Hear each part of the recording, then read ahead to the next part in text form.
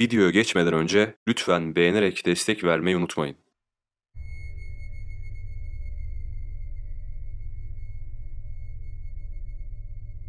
Katil olduğundan emin olduğunuz bir adam sorgu odasında tam karşınızda oturuyor. Onu nasıl konuşturdunuz? Her şeyi itiraf etmesi için neler yapardınız? Fiziksel sorgu tekniklerini mi yoksa psikolojik teknikleri mi kullanırdınız?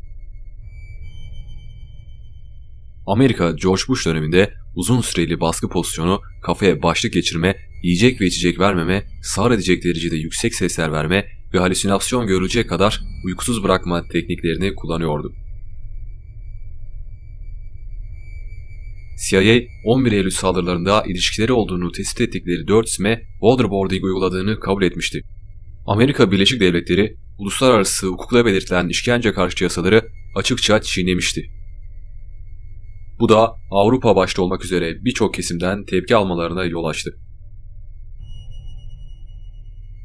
Daily Telegraph'a göre CIA 2005 yılında tutukluların sorgulanma sırasında uyguladıkları kötü muamelelerin görüntülerinin yer aldığı video kasetleri imha etmişti.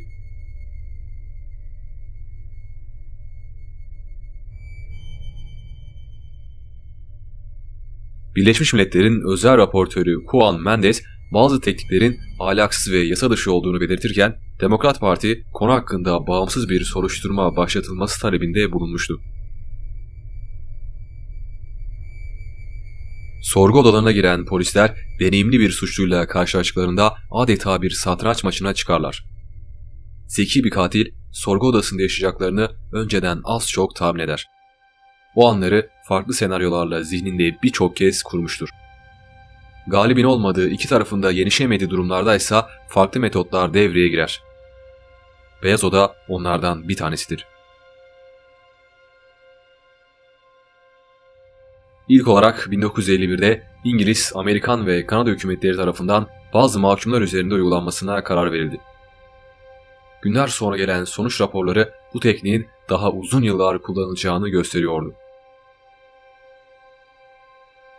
Adından da anlaşılacağı üzere burası bembeyaz bir odaydı. Çoğu beyaz oda 4 köpek kulübesi büyüklüğündeydi. Mahkumlar buraya geldiklerinde beyazlığın karşı konulmaz cazibesine kapılıyor ve bir süre kendilerini mutlu hissediyorlardı.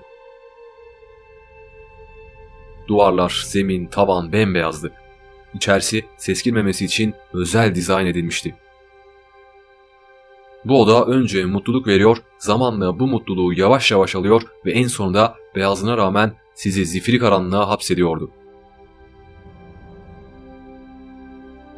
Mahkumlar aşırı duysal yoksunluk ve izolasyon içeren bu odada inanılmaz bir psikolojik savaş veriyorlardı. Gardiyanlarsa son derece eğitimsiz oluyorlardı. Yemek ve ihtiyaç giderme saatlerinde mahkumlara türlü oyunlar oynuyorlardı. Duyular bizler için son derece önemlidir. Dünyayı deneyimlememize ve anlamamıza yardımcı olurlar. Yapılan birçok çalışmada duysal yoksunluğun insanların zihinlerini savunması bıraktığı kanıtlanmıştır. Polisler ellerini bile kaldırmadıkları halde mahkumlara hayatlarının en büyük acılarını burada yaşatıyorlardı. Kıyafetleri beyazdı. Odaya getirilen yemekler ve içecekler bile bir zaman sonra beyaz halde önlerine konuluyordu.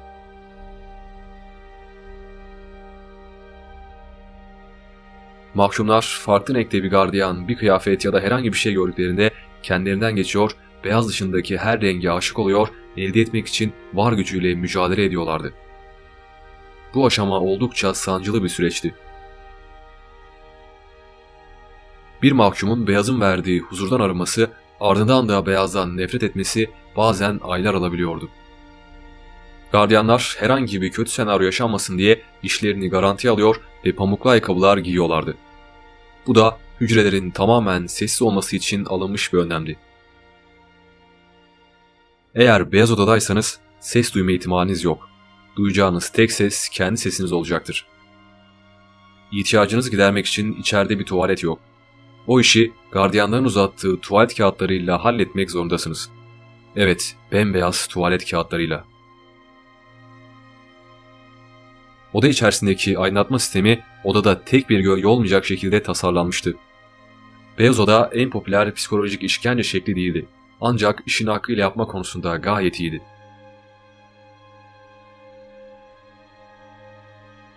Mahkumlar burada uzun süre kaldıktan sonra kimliklerini kaybediyorlardı.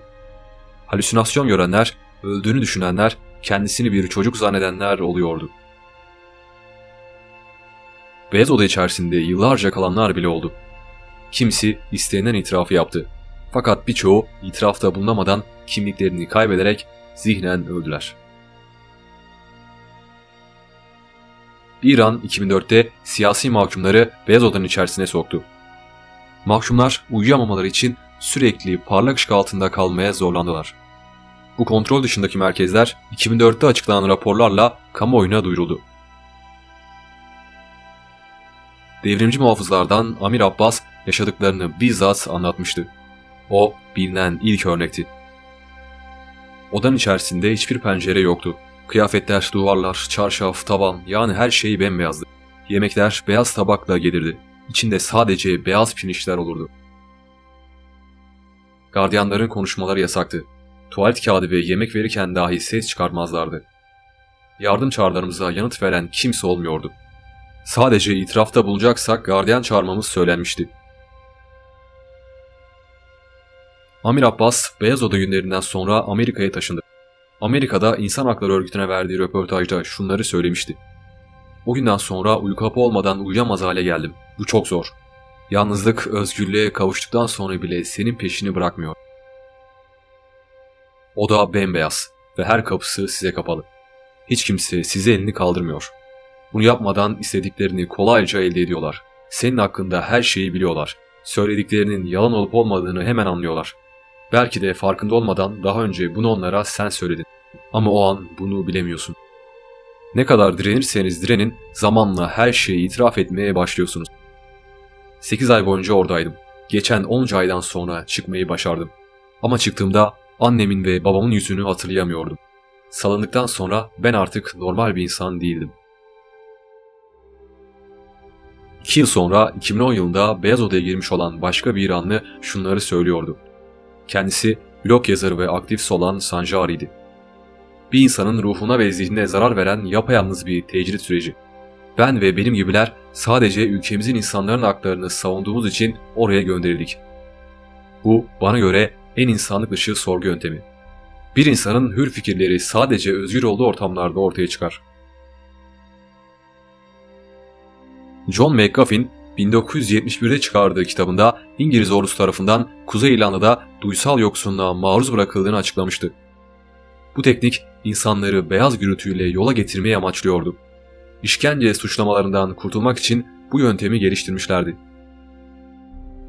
Aslında çok daha önce insanlı uzay programı bahane edilerek gönüllü insanlar üzerinde denenmiş, ancak daha sonra ciddi psikolojik sorunlar ortaya çıkınca sonlandırılmak zorunda kalınmıştı. Bu aşamadan sonra bu yöntem sadece mahkumlar üzerinde denendi. Amerika Birleşik Devletleri George Bush döneminde bu yöntemi kullanıyordu. Gün ışığı görmeyen penceresiz hücreler, aşırı izolasyon ve duysal yoksunluk. Bush bu yöntemle birçok insandan istediğini almıştı. Avrupalı demokratik avukatlar ABD'yi Beyaz Oda'yı kullanarak insan haklarını ihlal etmekle suçladılar. Camp X'deki mahkumlar elleri ve ayakları bağlı, ellerinde kalın eldivenlerle bir kafeste tutuluyorlardı. Barack Obama 2009'da bu teknikleri kullanmayı yasakladı. Ama Bush yöntemine dava açılmayacağını açıkladı. 2013 yılında tarafsız ve bağımsız bir inceleme sonunda 11 Eylül saldırıları sonrasında tutuklanan insanlara tartışmasız bir şekilde insanlık dışı davranıldığı, üst düzey yetkililerin de bundan sorumlu olduğu duyuruldu. Eski CIA Başkanı Leon Panetta ise bu tekniklerin gelişmiş sorgulama yöntemi olduğunu savunuyordu. Yöntemin kullanıldığı bir ülkede Venezuela. Venezuela'daki Mezar ismindeki bir yeraltı karargahında siyasi tutuklular vardı. Her biri hücrelerde tutuluyordu. Bu hücrelerin kapıları 2 ile 3 metreydi ve hepsi yan yana hizalanmıştı. Mahkumlar arasında kesinlikle bir iletişim yoktu. Hücreden içerisinde beyaz duvarlara monteli güvenlik kameraları vardı. Her bir hücreye yüksek parlaklığa sahip beyaz ışıklar konulmuştu. Odaların içinde hiçbir ısıtma sistemi yoktu. Mahkumlar daha ilk günlerde zaman mefhumlarını kaybediyor, bir ses duymak için çırpınıyorlardı. Duydukları tek ses yakınlardan gelen ve çok az duyulan Caracas metrosunun trenlerine aitti. Beyaz oda istediğini çoğu zaman alıyordu.